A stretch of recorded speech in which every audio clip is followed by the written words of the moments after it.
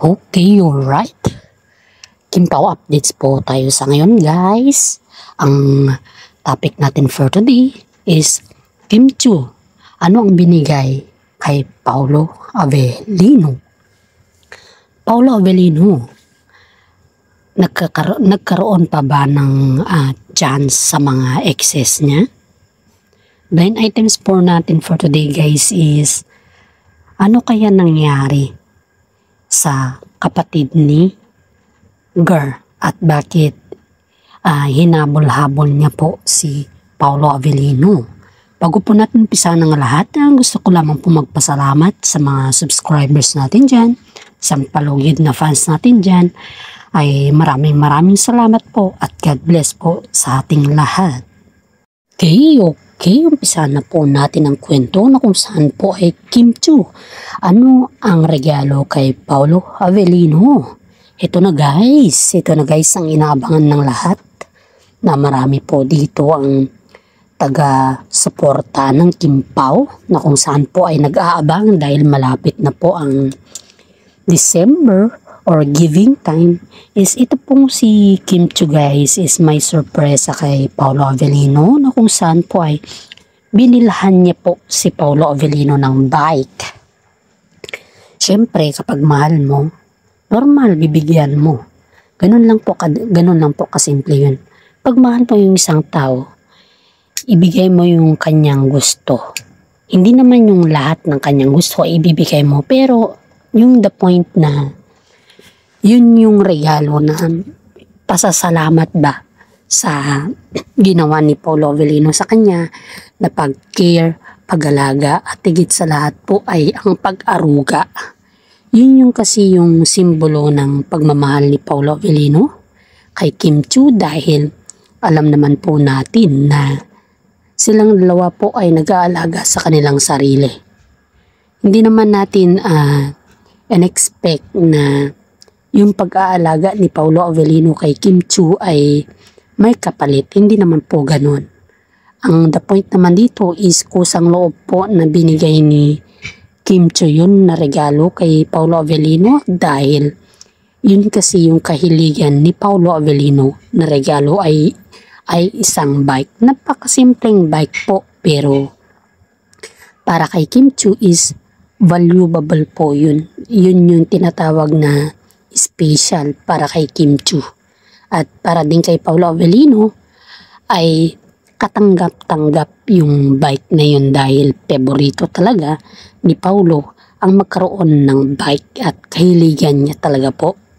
Ayon dito sa ating legit na sources, guys, is si Paolo Avellino po, guys, ay hindi daw po siya tumatanaw na yung may kapalit ba. Kapag tumutulong daw si Paolo Avellino ay hindi daw po siya naghangad na palitan mo yun. Hindi daw ganon. Pero itong si Kim Chiu ay kusa daw na bumili ng bike para daw kay Paolo Avellino, which is proud to say na na-appreciate po ni Kim Chiu yung lagay na pasasalamat niya kay Paolo Avellino. And at the same time, guys, dito po natin makikita na sobrang mahal po ni Kim Chiu si Paolo. Diba? Kita natin dito, guys, na kahit gaano kahirap yung kanilang schedule. Kasi yung schedule nila sa ngayon, guys, is ayon dito sa ating legit na sources, may mga time din po pa pala na yung kanilang taping ay hindi pala sila palaging nakakasama at hindi rin po sila palaging nagsasabay. May mga time din po pala na si Kim Chiu lang po yung nasa taping at si Paolo naman po ay nasa mga endorsement niya. Kumbaga is may time na ganun. Pero may time din na magkasabay sila sa taping. Kaya nga po hindi daw masyadong nag-a-upload si Paolo Avellino ng kanyang ganap dahil po ay ayaw daw niya na magkaroon ng mga bashers. Pero kahit naman po hindi siya nag-upload, still pa rin na may mga bashers siya dahil ang daming naiinggit sa kanya, guys. You know, ang daming naiinggit pati kapwa niyang artista. Ito yung pinaka yung reality talk natin. Kapag ikaw ay sikat, darating at darating na kapwa mong artista, yun din yung magta-down sa'yo at mangbabash, di ba? Kaya itong si Paolo Avellino guys is para daw konti lang yung kanyang bashers, ay bihira lang daw siyang nagpo-post or nag-update sa kanyang sokmed. Pero hindi po natin maiwasan yan guys, kasi dito sa atin dito sa showbiz ay hindi, kapag ikaw ay counterpart ng showbiz, always may mga positive at negative na bashers dyan. Hindi mo talaga maiiwasan yan. Kaya ang sabi kay Paolo Avellino, it's been natural na may mga bashers. Siyempre may phobia na kasi si Paolo Avellino guys, kaya hayaan na lang natin, sabi daw ni Paolo Avellino. Ito na naman tayo guys,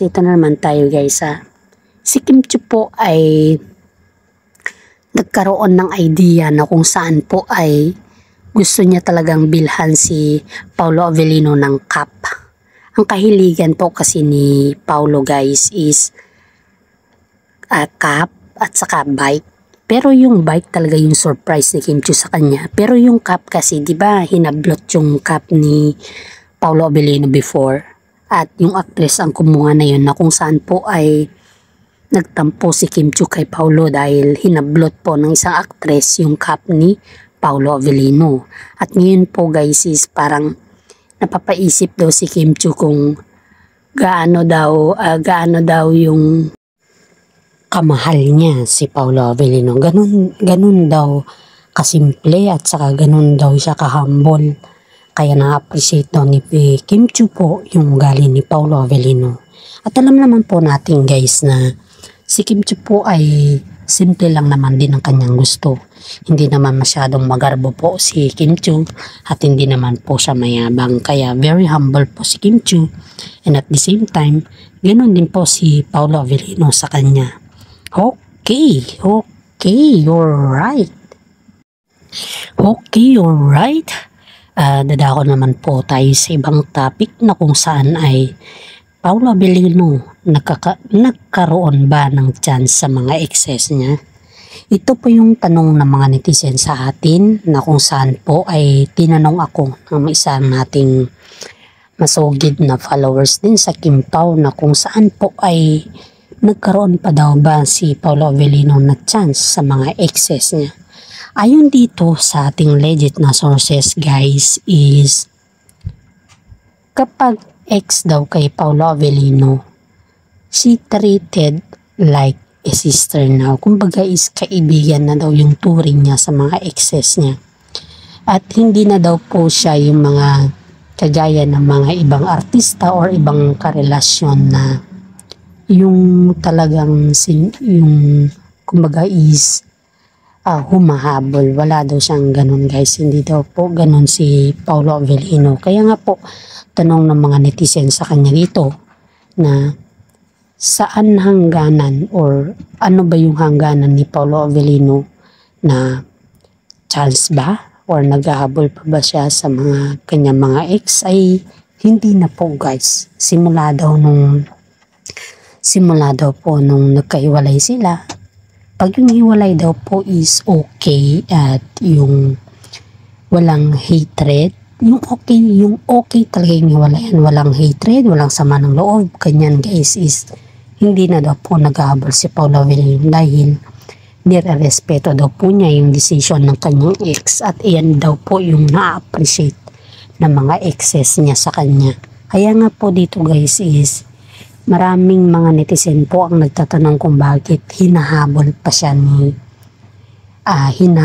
kasi siya ng kanyang ex, at yun ba ay nagbigay daw ba si Paolo Avellino ng mga chance sa kanyang mga exes? Ay we cannot say na yes, and then we can say na no, dahil nung nagkahiwalay pala sila ng kanyang ex guys is nag-usap pala sila ng yung masinsinan, na yung kanilang pinag-usapan is about po sa relasyon nila, na dapat matapos sila sa ganun, at kahit naman natapos sila or kung ano man maging desisyon nila, still pa rin na magkaibigan sila.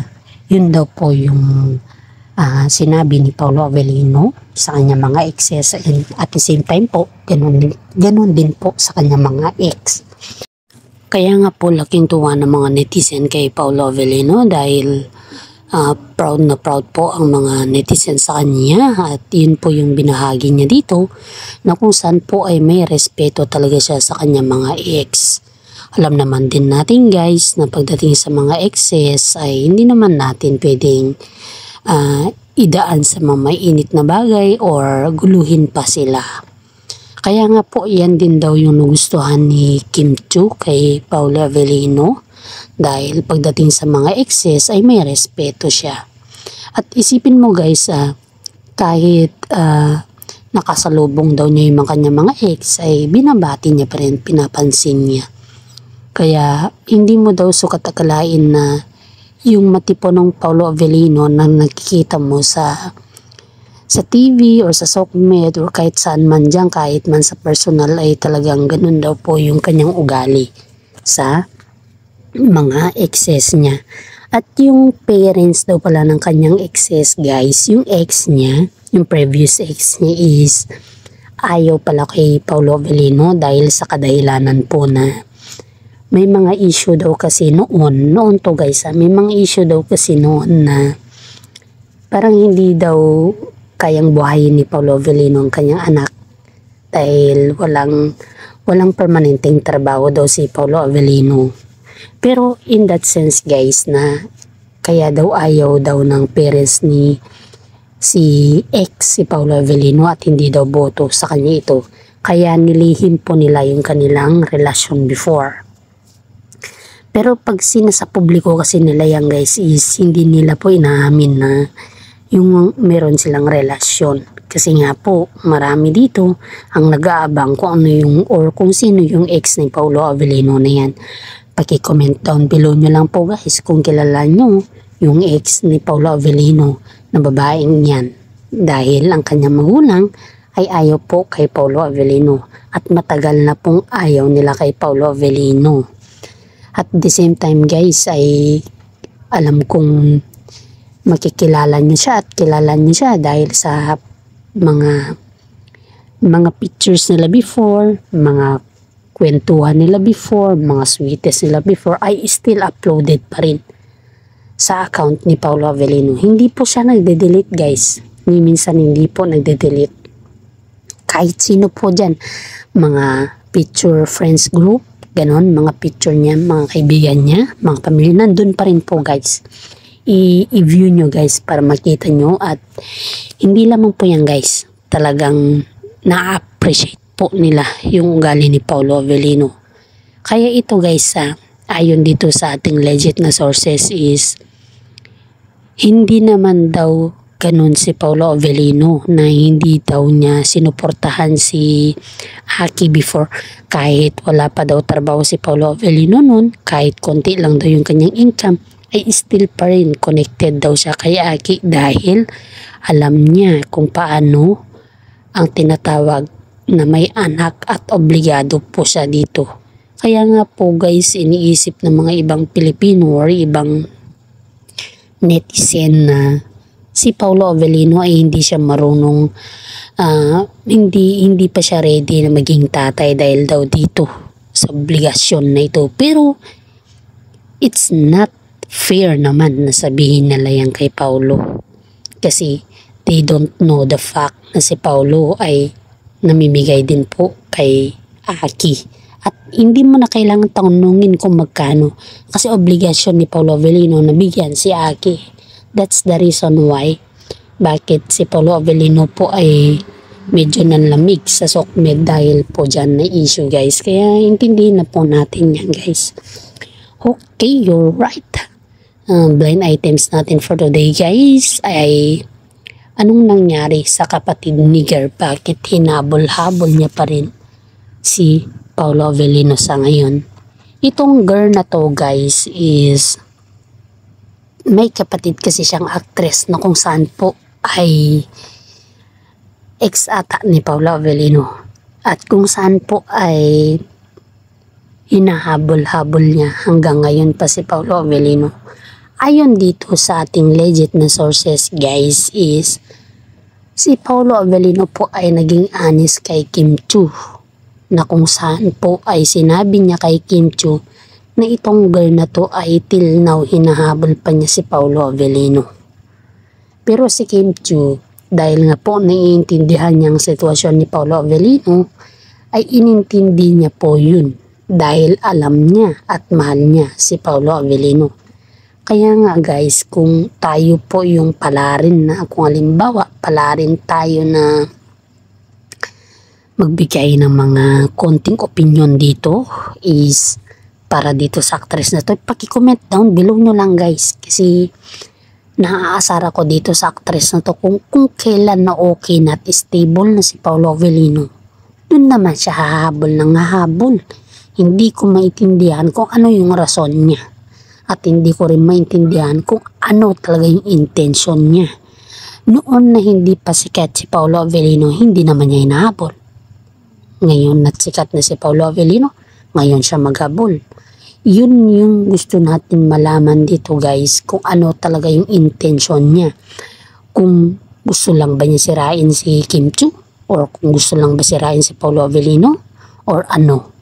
Ang hirap intindihin nitong girl na to kasi sobrang sakit ng ulo ko sa kanya guys. Hindi ko talaga ma-appreciate yung bagay-bagay na instead na ikakabuti ba, hindi naman ikakabuti kundi ikakabas ni Paolo Avellino yung kanyang style, at kung saan po ay marami dito ang nagagalit dito sa girl na to dahil hindi pa siya kontento sa kanyang boyfriend. May boyfriend siya guys, may boyfriend siya. Yun nga lang, hindi daw wala sa showbiz, non-showbiz yung boyfriend niya. At iisipin natin ito kung may boyfriend ka, maging kontento ka. Huwag yung maghanap ka pa ng mga iba para may pantapal ka dun at para gumawa ng issue at baka mag-trending ka at dun ka naman sisikat, di ba? It's not fair, it's too unfair, di ba? Kaya hanggang dito na lang po ang ating content. Paki-like, subscribe, and share naman po. Maraming salamat po.